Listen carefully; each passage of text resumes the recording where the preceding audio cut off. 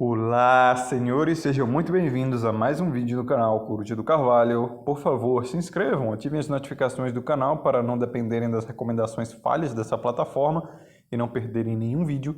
Deixem um comentário aqui embaixo e, por favor, compartilhem esse vídeo porque ele é importante para todo mundo.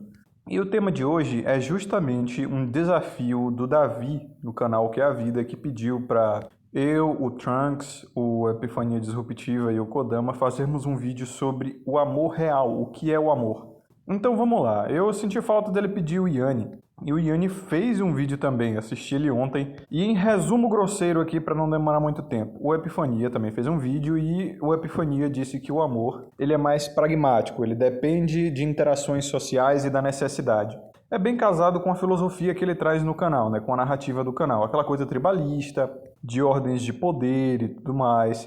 Então casa muito bem com o conteúdo dele. Já o Yanni também, a noção de amor dele casa muito bem com o conteúdo, que é aquela coisa fraternal. Ele diz que o verdadeiro amor independe de sexo, independe de questões materiais, ele transcende o espaço e o tempo, transcende também as interações sociais, que é justamente o trabalho que ele faz no canal dele. Cara, o Yanni fez um curso de investimentos para tirar os caras da merda, um curso que eu garanto a vocês é nível profissional, porque eu já tomei cursos financeiros pagos. E ele fez um slide, cara, apresentação em PowerPoint, em vídeo de mais de 2 horas ensinando a Ronquipil financeira. Então essa é a noção dele de amor. Amor fraternal que transcende o espaço e o tempo, independe de sexo. Ou seja, ele está praticando o amor fraternal no canal dele. Ele não conhece a grande maioria esmagadora dos inscritos dele, não sabe nem o nome, nunca viu os caras, não sabe se é homem ou mulher, mas ele faz o que faz. Ele pratica o amor fraternal. Então, esses dois criadores de conteúdo que fizeram o vídeo até agora casam muito bem com a visão filosófica deles, com a narrativa do canal e etc. E a minha visão, obviamente, também vai casar com o conteúdo do meu canal, com a minha narrativa que eu faço aqui como criador de conteúdo. Que é o seguinte, eu acredito que essa seja a definição do Kodama também, porque ele pôs exatamente isso no manifesto do amor bidimensional lá, o tecnowaifuísmo. O link está aqui na descrição, bem como o link para os 2 vídeos dos outros produtores de conteúdo, caso não tenha assistido ainda, também está aqui na descrição. Lá no manifesto do amor bidimensional, o Kodama diz o seguinte, que só existe o amor egoísta. Ponto. Só existe o amor de você mesmo para você mesmo. Pelo menos do ponto de vista emocional, não do sentimental. Você pode até sentir alguma coisa em relação a outras pessoas, mas as emoções só se liberam dentro de você mesma, de você para você. Isso faz todo o sentido filosófico, biológico e social também, veja só. Por mais altruísta, filantrópica e apaixonada uma pessoa seja, a verdade é que essas práticas só vão ser feitas se ela tiver uma quantidade de hormônios e neurotransmissores liberados ali na ação. Beleza, isso parece meio chato, isso tira a mágica da coisa, mas vocês vão ver que não. Veja só, na nossa sociedade, na cultura em geral, a gente imagina que o amor ele é uma aura que você expõe para outras pessoas e irradia, não é? E que o amor é para com outras pessoas ou objetos. Você ama literalmente o próximo e não é amar literalmente o próximo. Você só ama a si mesmo. Você só pode amar a si mesmo. E mais ninguém, nem mais nada. Porque o fato é que as suas emoções só se comunicam com você mesmo, não se comunicam com o ambiente. No máximo, elas são motivadas a partir do ambiente, dos estímulos e recompensas do seu arredor. Mas as suas emoções só você entende e, por isso, elas só se comunicam com você mesmo. E a gente sabe, emoções são totalmente motivadas por hormônios e neurotransmissores, questões bioquímicas ali do nosso corpo, coisa fisiológica mesmo. Eu sei que nós gostamos de acreditar que o amor é uma coisa mais idílica, de uma origem mágica, mas a verdade é que tudo no mundo segue uma regra, tudo é inteligível nesse mundo. A própria criação, seja você criacionista, deísta ou ateu, mas as ordens do universo elas são inteligíveis. Se a gente não descobriu ainda é porque não chegamos lá, mas é possível entender tudo o que motiva o universo, tá? Através de ciência, através de estudo. Se a ciência não explica é porque somos incapazes tecnologicamente ainda, mas é possível. Então o fato é que mesmo os caras mais apaixonados, mais autossacrificiais, os mais agápicos, né? Os amantes mais agápicos, o que eles estão praticando ali em seus atos é o auto-amor, ponto. Porque ele faz o que faz porque existe um incentivo biológico para ele fazer, neuroquímico, tá? Então, quando a gente fala de amor, assim como a Epifania fez, A gente costuma muito citar aquela noção grega de amor, né? O ágape, o pragma, o filia, o eros e assim vai. Porém, isso não é amor necessariamente, são só motivações pelas quais você ama a si mesmo. Vamos pegar o ágape, que dizem que é o amor verdadeiro porque ele é autossacrificial e desinteressado. No amor ágape, o amante ele não espera nada em troca do amado. Ele faz porque quer, porque gosta e rompe as barreiras até da autopreservação, ou seja, ele se sacrifica pelo amado ou pela amada. Então esse parece a forma de amor mais belo, mas novamente, isso só acontece por conta de um incentivo biológico. Veja, dentre os amantes ágape que a gente consegue observar na sociedade, a grande maioria esmagadora são homens. E isso é fato. Por quê? Porque eu já expliquei na narrativa do meu segundo canal. O homem ele evoluiu para ser uma formiga operária e ele tem que ser o provedor e protetor da coisa inteira, entendeu? Eles evoluíram assim, eles tiveram mais sucesso reprodutivo assim e passaram esse incentivo biológico adiante através da reprodução. Foi assim que a sociedade humana aflorou. Se o homem não tivesse sido provedor e protetor, não estaríamos aqui. Então, a nossa natureza só está tentando replicar esses padrões que deram certo na antiguidade. E eu já expliquei de onde isso surgiu, né? Já falei sobre a ovulação oculta, já falei de como as mulheres selecionaram os homens mais apaixonados, porque são elas que detêm o direito reprodutivo, tá? São elas que concedem aos homens o direito de se reproduzir, o direito ao sexo. Então, elas foram selecionando os homens mais provedores e protetores porque esses beneficiavam mais a elas. E assim foram praticando essa literal eugenia, né? A natureza é eugenista. Não tem para onde correr. Então, elas foram selecionando os melhores homens, mais úteis para elas. Então, nós somos produtos, né, das mulheres. Por isso esse apego todo, por isso essa coisa do eu devo respeito à mulher porque eu vim de uma mulher e tudo mais. Originalmente, você veio primeiro de um homem, tá? Você foi gerado primeiro como um espermatozoide, você só foi gestado numa mulher. Mas enfim, existe todo esse apego por conta do marianismo, da maternidade, etc. Esse aqui nem é o ponto. Mas o ponto é que todo o amor ágape que a gente vê aí de homens beirando a psicopatologia ou a sociopatologia de tão autossacrificiais que são para uma dama, o ponto é que esses caras eles são motivados por neuroquímica, tá? Uma evolução de outros homens que tinham esse mesmo incentivo. Então, o homem, ele literalmente se valida através do amor ágape. Não quer dizer que ele ama agapicamente, não. Ele só ama egoístamente. Ele está se amando ali, por quê? Porque quando um cara dá uma carona para uma mulher desconhecida, ou ele faz um favor para uma mulher desconhecida, ou ele mesmo se sacrifica, esquecendo de si mesmo para favorecer uma mulher desconhecida, ele se sente bem, tá? Um cara paga um Pix para uma desconhecida, ou ele paga um lanche num grupo de Facebook aí, ou ele... Enfim, é esse cavaleiro branco, tradicuck e tudo mais, ele está se validando dessa forma. Tome o Paulo Cogos, por exemplo. Paulo Cogos é um dos caras mais manginas que nós conhecemos aqui no meio. O cara, ele faz esse tipo de coisa porque ele tem incentivo biológico para isso, porque ele se sente bem, tá? Se ele não se sentisse bem, ele não faria isso. Ou seja, ele não faz isso pelas moças em si, ele faz isso porque ele se sente confortável, validado e feliz com esse tipo de coisa. É assim mesmo. Nós já sabemos, a neurociência já nos diz, a felicidade é só uma questão de hormônios e neurotransmissores, questões bioquímicas ali no nosso corpo. Não tem nada a ver com estado mental ou estado filosófico de graça divina ou coisa do gênero. Não, cara, nós somos a Santíssima Trindade, né? Mente, corpo e alma, respectivamente, o Pai, Filho e Espírito Santo. Ou seja, nós não conseguimos nos desvencilhar do nosso corpo, pelo menos não agora. Dizem que com práticas espirituais isso é possível. Eu nunca tive uma experiência dessas, pretendo ter, mas o fato é que o nosso ser está atrelado ao corpo, então a gente tem que ser honesto com ele, tá? A mente, ela trabalha sincronizadamente com o corpo e vice-versa. Os nossos pensamentos são turvados pela nossa bioquímica e o nosso corpo também é manipulado pela mente. Nós conhecemos muito bem o poder da mente sobre o corpo, né? O Kodama, que já abriu para a comunidade, que é terapeuta hipnólogo, sabe muito bem disso. Então, beleza, já está claro que o homem se valida através do sacrifício, ele se valida dando.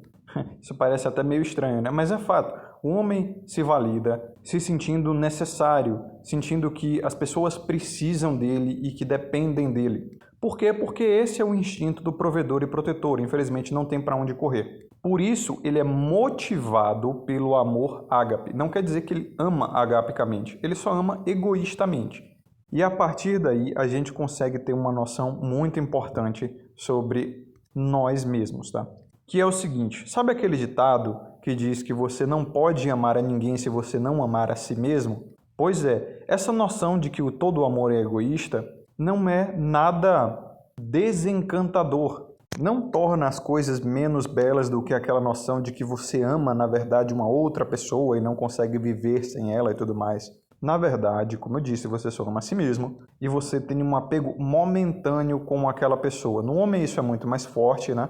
O Yannick Krieger já explicou isso no vídeo dele Sabotagem Genética, a Química da Paixão. Isso é porque o homem ele tem a vasopressina, ele libera mais vasopressina durante o apaixonamento dele, e a vasopressina se comunica muito melhor com o hormônio da testosterona do que com os hormônios femininos, progesterona e estrogênio. Então, a vasopressina, como eu expliquei, é o hormônio, na verdade não o hormônio, o neurotransmissor do apaixonamento a médio e longo prazo. É por isso que os homens eles se apaixonam mais fácil e por mais tempo.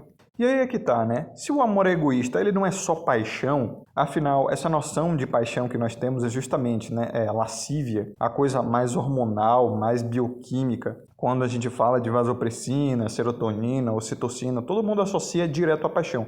E como eu disse, não é verdade, nós somos a Santíssima Trindade, o nosso corpo, a mente e a alma conseguem amar juntos. E a forma que o corpo tem de amar é liberando ali os hormônios e neurotransmissores da lascívia. Nós sabemos muito bem, o homem ele literalmente mostra o seu amor através do autossacrifício, da ágape, mas ele só se sente amado com sexo. Essa é a verdade, tá? Existe sim o amor fraternal, o amor familiar e tudo mais, mas não existe uma forma maior de mostrar a um homem que ele é amado do que ele receber sexo. Ponto. Isso é fato, isso vem daquele adágio social de que o homem se sente usado quando ele fica na friendzone, né? Quando ele é tratado como amigo e não recebe sexo. Isso é uma coisa que o Raccoon falava muito. E a mulher ela se sente usada quando ela é usada só para sexo e não recebe outras validações, né? É só você imaginar o caso. Imagine um relacionamento onde um homem tem todo o amor de uma parceira, mas ela simplesmente não se entrega fisicamente a ele. O cara ele não vai conseguir desenvolver o seu amor por ela e nem vai se sentir totalmente amado dessa maneira. Assim como se a mulher ela for usada só como uma parceira sexual e não receber validação emocional de uma esposa, namorada, seja lá o que for, ela vai se sentir usada. É claro, existem pessoas que conseguem lidar melhor com isso, né? No primeiro caso, no caso dos homens, por exemplo, os manginas e os cucks que não estão nem aí, acham que é suficiente só aquele amor de amiguinha. E no segundo caso, bom, as GPs. E para não dizer palavras mais pesadas aqui, as mulheres desapegadas, não é? Se é que você me entende. As mais promíscuas mesmo. Mas ainda assim, como diz o ditado, né, GP também se apaixona. Até as mais desapegadas se apaixonam e se elas forem usadas por esse homem só para sexo, elas não se sentem validadas. Então é aí que eu discordo do Davi, tá? O Davi ele diz que se você sente desejo por uma pessoa, acabou o amor, não existe amor ali. Eu discordo plenamente com isso. E por quê, tá? Porque quando a gente discorda, a gente tem que mostrar o porquê. Ora, pelo motivo que eu expliquei.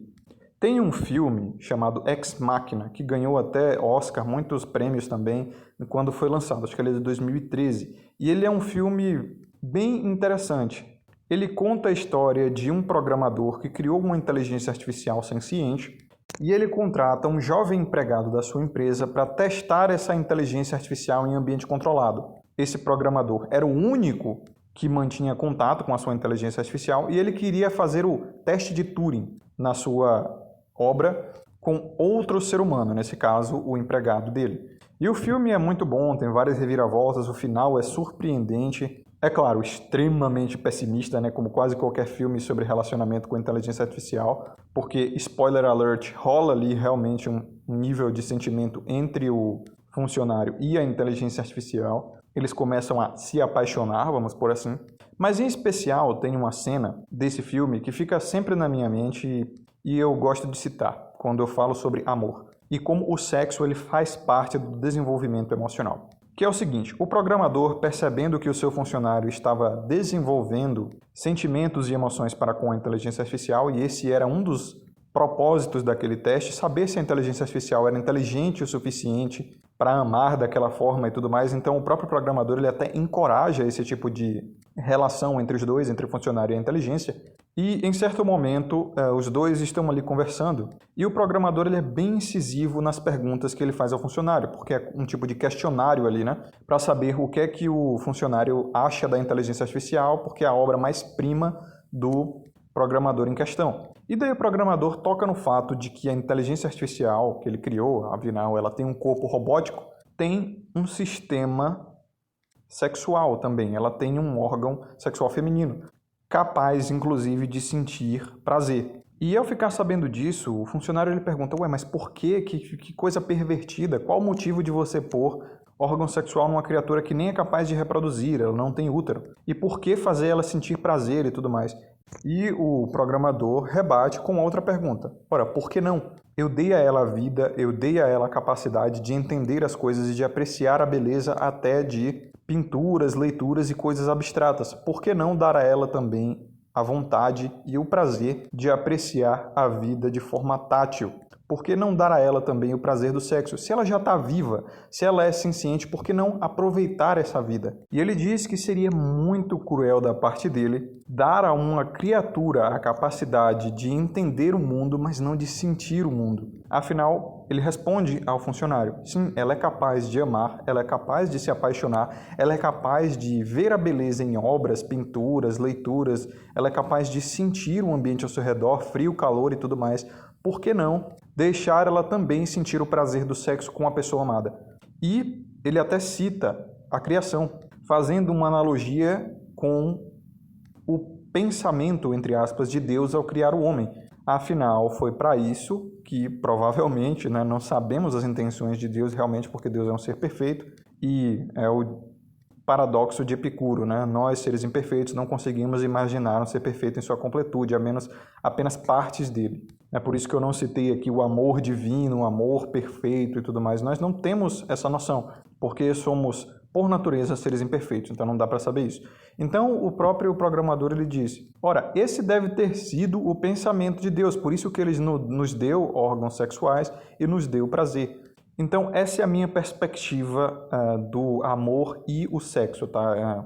O desejo que você tem para com a pessoa amada, ela é mais santificada no propósito. Eu sei que parece uma viagem muito tradicon e tudo mais, mas esse é o fato, tá? Você tem uma porrada de estímulos, uma porrada de capacidades e vontades e desejos.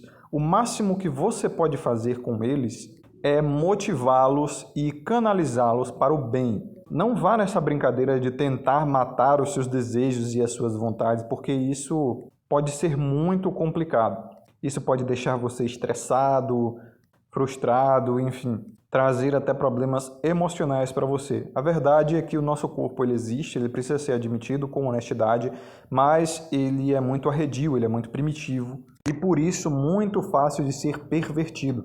Porém, mesmo que você não seja criacionista, todos esses incentivos e desejos do nosso corpo, eles existem por algum motivo. Eles fazem parte da nossa essência como ser e precisam ser admitidos, controlados e canalizados, porque se eles correrem livre, a gente já sabe. É só você olhar para a sua sociedade aí, a nossa sociedade, né? Nós viramos, literalmente, um bando de macacos. E é daí que vem aquele conhecimento ancestral, mais medieval, na verdade, né? E teológico daquela coisa.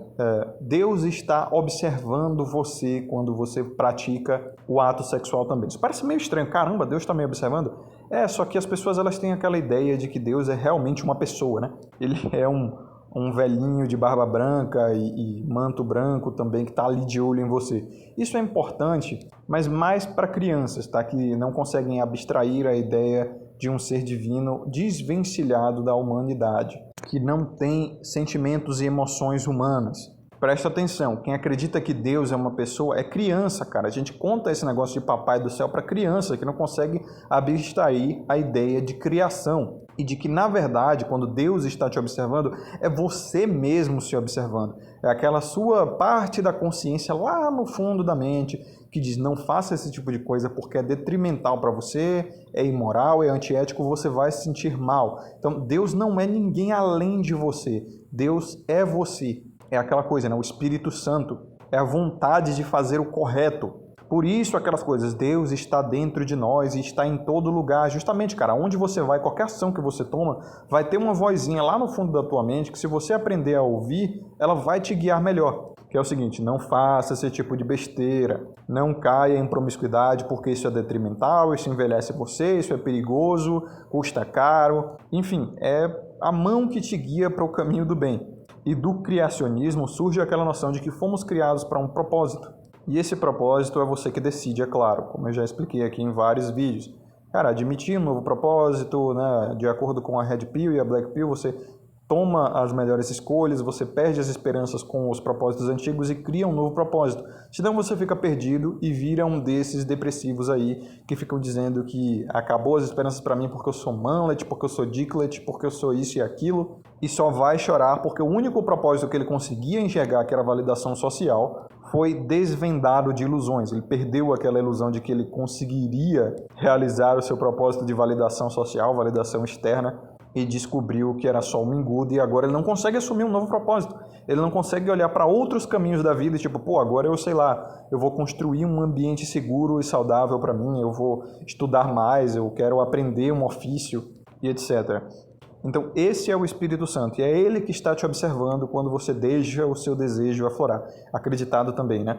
Uma coisa bem evangélica até eu diria, pelo menos do evangelho raiz. Que Deus é que põe o desejo nos nossos corações para que nós possamos aproveitar a vida ao lado da pessoa amada. É uma coisa bem monogâmica, mas faz todo sentido. Essa visão que muitos podem dizer que é cope, a galera mais niilista, mais cética, mas a verdade é que faz todo o sentido. Se você admite Deus como uma parte de você e o Criador como a vontade que une as coisas, tipo força forte, força fraca, força eletromagnética, força nuclear e etc., essas coisas da física e física quântica, por que existe matéria escura? Por que existe energia escura? O que mantém as moléculas todas juntas? É a vontade de alguma coisa, sabe? Esse, para mim, é Deus, é o Criador de tudo. É o que mantém as coisas fazendo sentido e que impede que o tecido do universo se rasgue, por exemplo. Assim como ele também é fruto da vontade, mas a vontade bela da tua alma, do seu ser. Então toda motivação que leva você a fazer alguma coisa boa, Deus está ali. Dessa forma, o próprio amor sexual, ele também é divino, entenda. Ele pode ser também usado para coisas belas, para coisas boas e não para promiscuidade, degeneração e depravação, como a gente vê mais comumente aí. Ele ainda pode ser usado como uma forma de intimidade, uma forma de gratificar o parceiro, uma forma de você tirar o estresse do parceiro e satisfazer, distrair o parceiro e tudo mais. Cara, sexo por prazer não é nada antidivino. O que importa é a motivação por trás. Lembre-se, Deus é vontade. Se a sua vontade é bela, Deus está ali. Se a sua vontade é má, afinal, o mal é a ausência do bem, Deus não está ali, entende? E novamente, não acredite que Deus é um velhinho de barba no céu, uma pessoa com emoções e vontades e sentidos humanos. Isso é coisa para criança, cara. Já passou da hora de todos nós pararmos de acreditar em Papai do Céu. Então, resumo da ópera, né? O sexo, sim, é usado para amor, ele é uma coisa que pode ser usado para o desenvolvimento emocional, demonstração de afeto, demonstração de gratidão, apreço, enfim. Mas lembre-se, o que importa não é o ato, é a motivação, é a intenção por trás do ato. Lembre-se, o que vale é a intenção, né? Todo mundo adora dizer isso. Mas nem toda boa intenção leva a boas atitudes. Como diz o ditado também, de boas intenções o inferno está cheio. Então tem que orar e vigiar, né? Como diz na Bíblia. Medite e fique atento, né? O que eu digo nos meus vídeos. Sabedoria sempre, fique atento. É basicamente o famoso orar e vigiar da Bíblia. Certo, para finalizar esse vídeo, porque ele já está ficando bem longo. Como, em prática, canalizar esse amor, né? Essa motivação, no caso do homem que é ágape, no caso da mulher é pragma, para o bem? Ora, nós sabemos, a tradição ela já existe há milhares de anos. E a gente não precisa nem se esforçar tanto para descobrir essa resposta, porque vários homens já meditaram sobre isso e trouxeram as melhores respostas que nós conservamos até o dia de hoje. Quer dizer, algumas pessoas conservam, né? Que é o seguinte, certo? O homem ele se motiva através da ágape, não é? Do autossacrifício, de se sentir necessário, de se sentir importante, das pessoas dependerem dele. Ele gosta de ficar oferecendo as coisas e ficar se sentindo útil. A partir dessa motivação, como guiar os homens para o bem, ou como você se guiar para o bem? É simples. Na sociedade, dava-se aos homens mais responsáveis, tá, que ofereciam os seus recursos, maior gratificação, se recompensava mais esses homens. Então isso casa também com o meu conteúdo, tá? O amor ele também é um incentivo de recompensa. Você vai recompensando aquelas atitudes motivadas pela ágape que são saudáveis, que você quer que se propaguem na sociedade. E no caso da mulher, né? Já que ela é pragmática, já que ela só se sente amada, já que ela, na verdade, ela só ama quando ela está recebendo alguma coisa. Ela só se sente amada literalmente quando recebe algo de alguém, seja emocional, seja físico, enfim, seja material. Elas só conseguem se sentir amadas quando estão recebendo. Já o homem não. O homem consegue se sentir amado dando, mas, como eu expliquei, nada faz o homem se sentir mais amado do que a gratificação sexual. Então, separem as coisas. Não é que o homem só se sente amado quando ele recebe sexo. Não. Nada faz ele se sentir tão amado quanto a gratificação sexual. Então, separem as coisas. O que é que os homens antigos perceberam com a forma pragmática da mulher motivar o seu amor? É muito simples. Só dar a ela o que ela quer e precisa para se sentir amada quando ela dá algo em troca. E geralmente é a submissão e a obediência, porque elas não conseguem dar muito mais do que isso, né? Afinal, é aquela coisa básica. O homem ele se motiva através do oferecimento dos seus recursos, então ele tem que ter autoridade por isso, porque é ele que sustenta a parada toda, e a mulher se motiva recebendo. Então ali pode haver uma troca, entendeu? E daí surge toda aquela base da monogamia e blá blá blá, e coisa que a gente já sabe que não funciona, não tem como aplicar mais na sociedade, mas é uma parada que funcionou por muito tempo e que faz todo sentido e é a melhor forma de se aplicar na sociedade para o bem de todos. Mas já se perdeu, não viajem muito com isso, porque já estamos em outro período e afins. E por último, senhores, lembre-se, a melhor mensagem sempre fica no final para quem acompanha até o final. Se só existe o amor egoísta, e daí vem acreditado que se você não ama a si mesmo, você não consegue amar mais ninguém, o que você precisa realmente para se desenvolver melhor e se amar é a introspecção, tá? É o orai e vigiai. É a meditação sobre si mesmo, e daí você aprende de onde você se sente validado, como você valida outras pessoas e consegue viver de maneira mais saudável em ambiente social. Você consegue desenvolver a sua independência e não virar um psicopatológico ou sociopatológico, que são caras manginas, né? Escravocetas ou os malucos aí que ficam rendendo seus recursos a mulheres desconhecidas, dando pérolas aos porcos, dando atenção e validação e materiais para mulheres que não dariam nada em troca a ele. Assim como mulheres também psicopatológicas que só querem ganhar, ganhar, ganhar, receber, receber e se acham o centro do universo. Por quê? Porque a validação delas só vem ao receber alguma coisa. Então, a psicopatologia do homem no amor é ele ficar dando em troca de nada, jogando suas pérolas aos porcos, ou a posse, né? Ele se sentir possuidor novamente, porque o homem se valida se sentindo necessário, se sentindo que as outras pessoas são suas dependentes e tal. Já a psicopatologia e sociopatologia da mulher, como eu expliquei, é se tornar uma egocêntrica, tá? Que acha que é o centro do universo e tudo é para ela, e daí a gente conhece as raízes do ginocentrismo.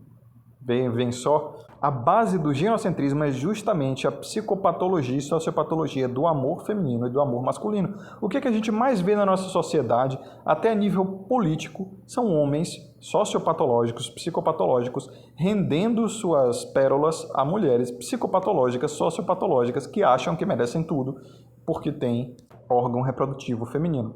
Então, é isso, senhores. Esse é o vídeo. Espero que eu tenha elucidado para vocês o que é o amor de verdade. Novamente, não viajem nessa coisa de o amor perfeito, o amor de Deus que nós não conseguimos compreender. Cara, se a gente não consegue compreender, pelas bases estoicas não faz sentido, está fora do nosso controle. Nós temos que abraçar o nosso amor imperfeito, que é egoísta, que é completamente ligado às nossas biologias, neurotransmissores e hormônios, e fazer o melhor dele, porque é tudo que temos. Talvez, para aqueles que acreditam em vida após a morte, transcendência e tudo mais, como diz grandes escrituras, nós ganhemos corpos mais eficientes, ou mesmo não precisemos mais de corpos, e assim podemos amar de uma forma mais próxima da perfeita, mais próxima da de Deus. Mas o amor que nós temos hoje, o que nós podemos praticar é esse, cheio de imperfeições, egoísta, cheio de hormônios e desejos e vontades e neurotransmissores, é o que dá. Então, aqui é o Coruja do Carvalho. Desejo a vocês sabedoria